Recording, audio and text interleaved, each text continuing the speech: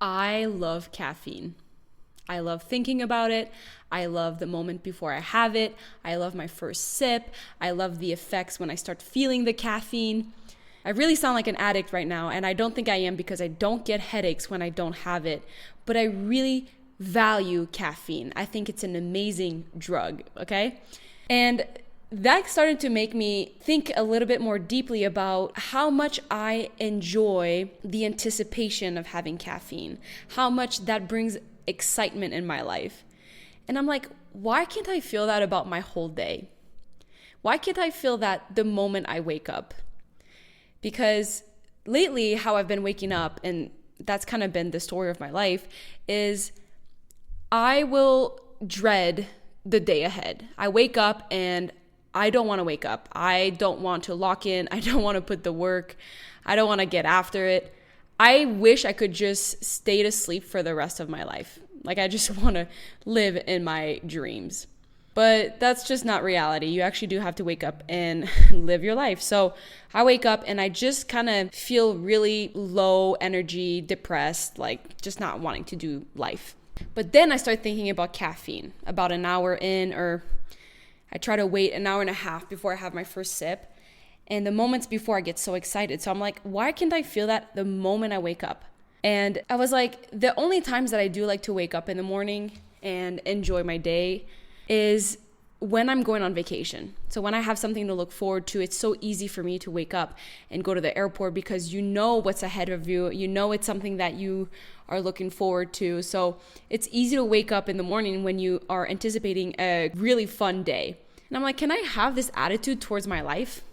Can I feel this way towards my daily life, going after my dream life or my goals? So now I'm telling myself in the morning when I wake up, I'm so excited for the day. Even though I don't quite believe it, I just try to tell myself that I am excited.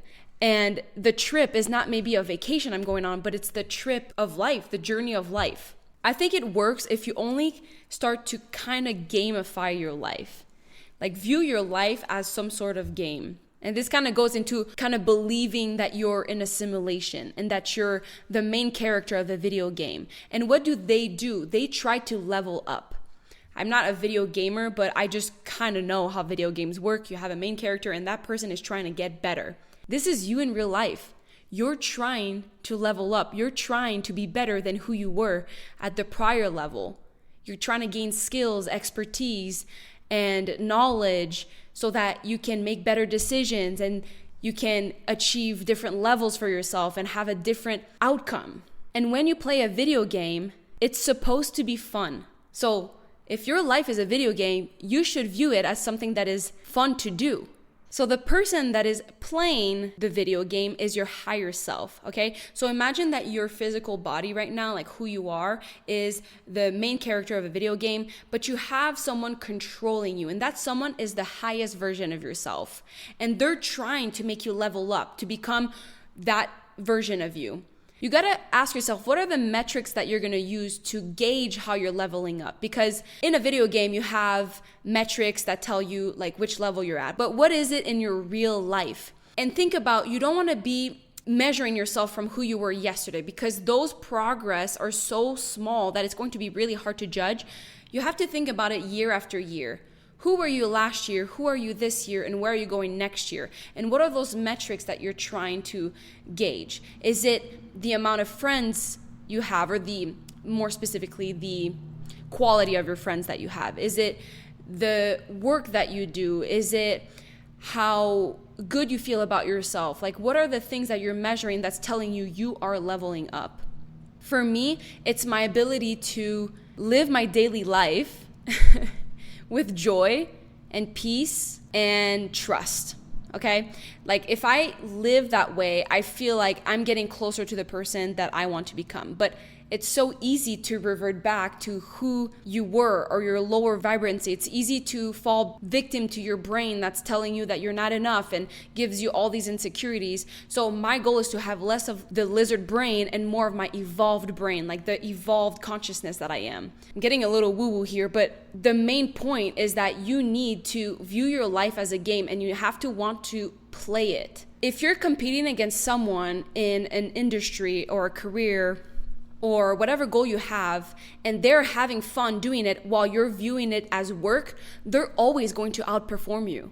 They're always going to get there first. You're never going to beat someone that has fun doing what they're doing if you view it as work. So you need to find your life a way for you to play it. You need to look at your daily life and see that is what you do really aligned with who you are and where you want to go, or are you just doing it because that's what people around you are doing? That's what you see on TikTok. That's what gets validation from other people. You have to do what aligns with you. The magic that you're looking for or where you want to level up, it happens in the mundane activities that you do every single day, but that is purposeful. Like what you do every single day is some sort of routine, but it has to have a purpose. And that's where you're going to see your life change over time because you have put an intention behind what you do. It's not going to feel magical every day, but you can kind of feel better knowing that you're choosing how you want to spend your time. Because right now you're probably distracted by so many other things. You're probably numbing yourself. You're probably going through the motion. But when you live like that, you're kind of like an NPC, like those robots in video games that don't really have awareness and they're just going through the motion without any purpose. You're literally observers of reality instead of creating your own. Remember, you are the one behind the video game. You have the controller. You can decide what your life looks like. So you want to create it where it's fun for you to achieve your goals, because I'm starting to really realize that life is not about the big moments or the highlights. It's about your mundane life, how much you enjoy the little things, how much you enjoy your typical Tuesday. I want to find a way to look forward to every little thing that I do today. For example, I went to the bookstore, I went to buy food, I went on a walk, and I was just telling myself, those are things that I'm doing because I enjoy it. I have to remind myself that I am living my dream life. I'm doing this because it feels good.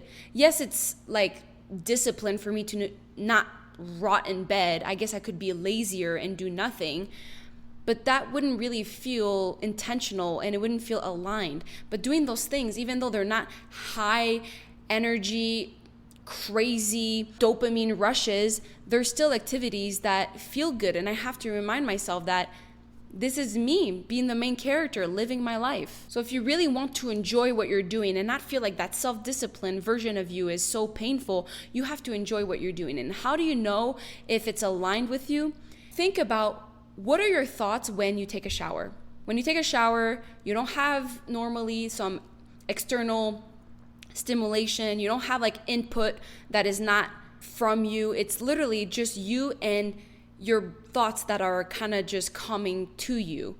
And when you're in those moments, what you think about really shows what you care about. So for me, I'm always thinking about business. I'm always thinking about my community. I'm always thinking about my school. I'm always thinking about what I want to become. So that tells me that I really care about that and I need to keep doing things that align with that. That's the only way that I can really enjoy my life. For you, it could be whatever else. And if you're someone that's trapped in something that pains you and you just keep thinking about the negativity of a situation, that's becoming your mission now. So if you keep thinking about something that really has hurt you and it's very difficult, your mission is to find a way to overcome that so then you can help others overcome the same thing. So if you are in a very difficult situation right now, this is actually the best time to be in, because this can be so pivotal. Let's say you're the main character of a movie right now. This is the most interesting part of the movie because you're wondering, what are they going to do next? How are they going to overcome that? Route are they going to do? What choices are they going to make for them to get to the next level, to feel more fulfilled and aligned in their life? How are they going to solve the problem? This is the time that is the most interesting. Even though it's painful, it's good because it allows you to be introspective. When you have a problem, it's not bad. It's just a puzzle that you need to solve. You'll always have problems. It's just the order of magnitude that changes, but you're always going to deal with some things in your life. Some are more more difficult than others. But when you are facing that problem, it's such an opportunity for you to reinvent yourself, to grow, to overcome it, and then gain wisdom and become a version of yourself that can help others navigate the same thing, to have a different perspective. You're going to be way more respected if you find a way to overcome that than if you remain a victim and do nothing about it. I don't even know why I'm thinking about Spider-Man as a movie, but just think about Spider-Man. And if they're going through a difficult time, that's when you're the most locked in, because you want to know how they're going to get out of it. Like, you want them to succeed. Life is rooting for you. Life wants you to succeed. God wants you to succeed, but you're the one that needs to do your own part to get out of it. And right now, you need to find a way to overcome that difficult situation and find joy in getting yourself out of there, because it is such a blessing that you have the power to do something about it. And if you can't do anything at all about it, you're fooling yourself, because even you accepting, even you forgiving, or even you changing your beliefs is something that you need to do. There's always something that can be done that will bring you peace or fulfillment or acceptance. There's always something to do. So now, how are you going to write this plot? Look at your life. How are you going to behave from a day-to-day basis that feels enjoyable? Enjoy the grind, the life. It doesn't have to be so painful. If it's so painful all the time, you might not have the right intentions behind it. Every time I try to work from a self-centered place, it never feels good. But when I put my community, the people that I'm helping, or working towards something bigger than me, that always feels better. You need to be introspective and think about, what are your intentions on the day-to-day basis? What is that mindset you have behind what you're doing?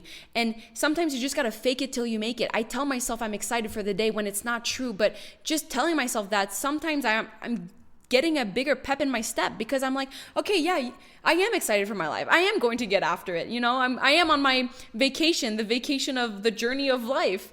So you kind of have to trick yourself into believing that you are in your dream life. And ultimately, you kind of start believing it and you act like it. And then your reality starts to change. And just so you know, it's normal that your life right now might be filled with regrets, disappointment, or guilt from the past. That is so normal. Think about movies. That's always how they kind of start, or they end up at some point in the movie. But the end of movies always end up being more aligned, fulfilled, and the life that they wanted, because they found a way to overcome it. It's normal that all the movies are the same like that, because that's just how life is. It is your choice, though, to do something about it, to take power into your own hands and change your behavior, change your mindset, change the way that you just approach things. So now I'm going to be excited about my coffee, but I'm also going to be excited to get out of bed. I'm going to be excited about getting ready. I'm going to be excited about my work. I'm going to be excited about filming my YouTube videos. I'm going to be excited about writing posts on my community. I'm going to be excited about my life because I choose to.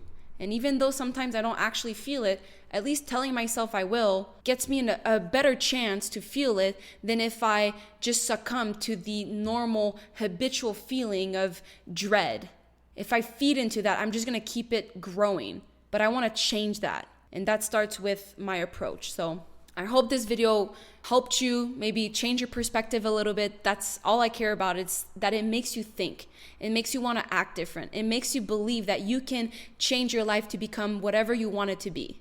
So remember that you're the main character of your own movie, your own video game, and you can make whatever change you want. Thank you so much for listening. I love you so, so much, and I will see you very soon in a new video. And if you want to join my private community, it's the first link in the description. I love you. Mwah.